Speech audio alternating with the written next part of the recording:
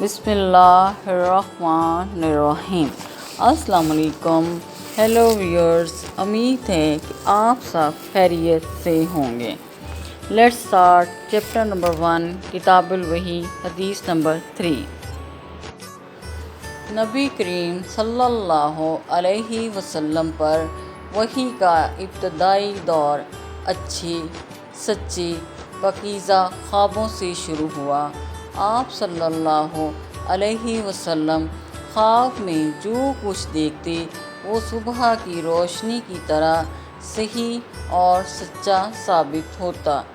پھر من جانب قدرت آپ صلی اللہ علیہ وسلم تنہائی پسند ہو گئے اور آپ صلی اللہ علیہ وسلم نے غار حرا میں خلوت نشینی اختیار فرمائی اور کئی دن اور رات وہاں مسلسل عبادت اور یاد الہی، ذکر و فکر میں مشغول رہتے۔ جب تک گھر آنے کو دل نہ چاہتا توشہ حمراء لیے وہاں رہتے۔ توشہ ختم ہونے پر ہی اہلیہ محترمہ خدیجہ رضی اللہ تعالی عنہا کے پاس تشریف لاتے اور کچھ توشہ حمراء لے کر پھر وہاں جا کر خلوت گزین ہو جاتے۔ یہی طریقہ جاری رہا یہاں تک کہ آپ صلی اللہ علیہ وسلم پر حق منکشف ہو گیا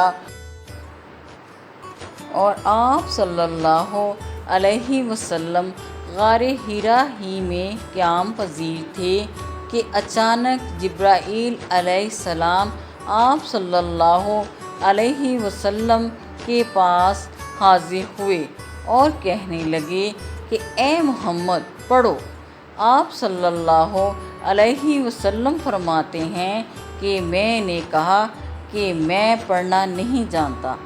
آپ صلی اللہ علیہ وسلم فرماتے ہیں کہ فرشتے نے مجھے پکڑ کر اتنے زور سے کھینچا کہ میری طاقت جواب دے گئی۔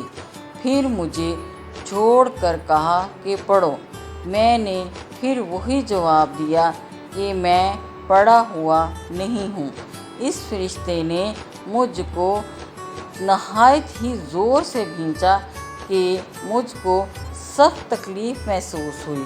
پھر اس نے کہا کہ پڑھ۔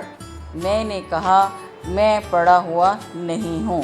فرشتے نے تیسری بار مجھ کو پکڑا اور تیسری مرتبہ پھر مجھ کو کھینچا، پھر مجھے چھوڑ دیا اور کہنے لگا کہ پڑھو اپنے رب کے نام کی مدد سے جس نے پیدا کیا اور انسان کو خون کی پھٹکی سے بنایا۔ پڑھو اور آپ کا رب بہت ہی مہربانیاں کرنے والا ہے۔ بس یہی آیتیں آپ صلی اللہ علیہ وسلم جبرائیل علیہ السلام سے سن کر اس حال میں غار حرا سے واپس ہوئے کہ آپ صلی اللہ علیہ وسلم کا دل اس انوکھے واقعہ سے کانپ رہا تھا۔ آپ صلی اللہ علیہ وسلم خدیجہ کے پاس تشریف لائے اور فرمایا کہ مجھے کمبل اڑا دو، مجھے کمبل اڑا دو۔ لوگوں نے آپ صلی اللہ علیہ وسلم کو کمبل اڑا دیا۔ جب آپ صلی اللہ علیہ وسلم کا ڈر جاتا رہا تو آپ صلی اللہ علیہ وسلم نے اپنی زوجہ محترمہ خدیجہ رضی اللہ تعالی عنہا کو تفصیل کے ساتھ یہ واقعہ سنایا اور فرمانے لگے کہ مجھ کو اب اپنی جان کا خوف ہو گیا ہے۔ آپ صلی اللہ علیہ وسلم کی اہلیہ خدیجہ رضی اللہ تعالی عنہا نے آپ صلی اللہ علیہ وسلم کی ڈھارس بندھائی اور کہا کہ آپ کا خیال صحیح نہیں ہے۔ اللہ کی قسم آپ کو اللہ کبھی رسوا نہیں کرے گا۔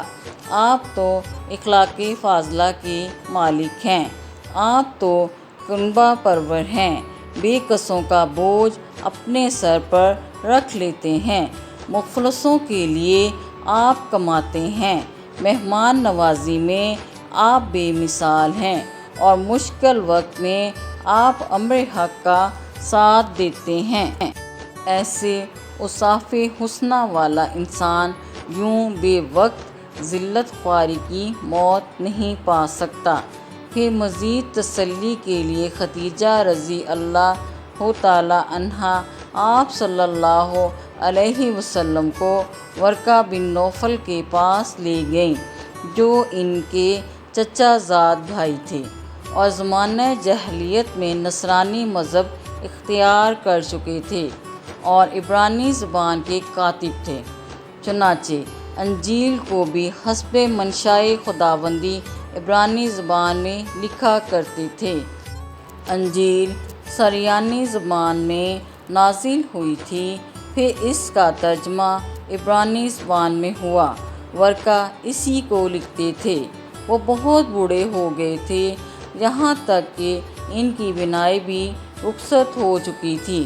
خدیجہ رضی اللہ تعالی عنہا نے ان کے سامنے آپ صلی اللہ علیہ وسلم کے حالات بیان کیے اور کہا کہ اے چچا زاد بھائی، اپنے بھتیجے محمد صلی اللہ علیہ وسلم کی زبانی ذرا ان کی کیفیت سن لیجئے۔ وہ بولے کہ بھتیجے، آپ نے جو کچھ دیکھا ہے اس کی تفصیل سناؤ۔ چنانچہ آپ صلی اللہ علیہ وسلم نے از اول تا آخر پورا واقعہ سنایا، جسے سن کر ورقہ بے اختیار ہو کر بول اٹھے کہ یہ تو وہی ناموس معزز رازدان فرشتہ ہے جسے اللہ نے حضرت موسیٰ علیہ السلام پر وحی دے کر بھیجا تھا۔ کاش میں آپ کے اس عہد نبوت کے شروع ہونے پر جوان عمر ہوتا، کاش میں اس وقت تک زندہ رہتا جب کہ آپ کی قوم آپ کو اس شہر سے نکال دے گی۔